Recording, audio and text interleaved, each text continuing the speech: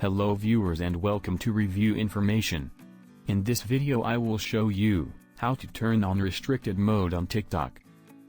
Subscribe to my channel and hit the bell icon to get notified any updates.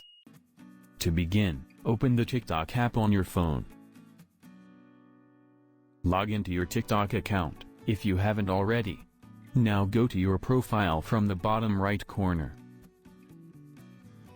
Then tap the three lines from the top right corner. From the pop-up menu, select Settings and Privacy. Scroll down. Under Content and Activity, go to Digital Wellbeing. Here you will find Restricted Mode. Tap on it.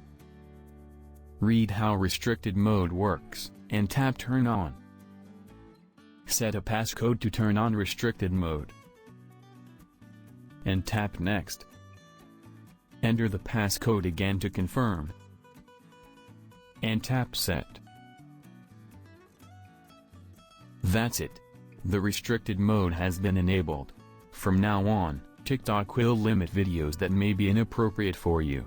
If you still find an inappropriate video in this mode, you can report about it. And you can turn off restricted mode anytime if you want. So in this way, you can turn on restricted mode on TikTok. Thank you for watching.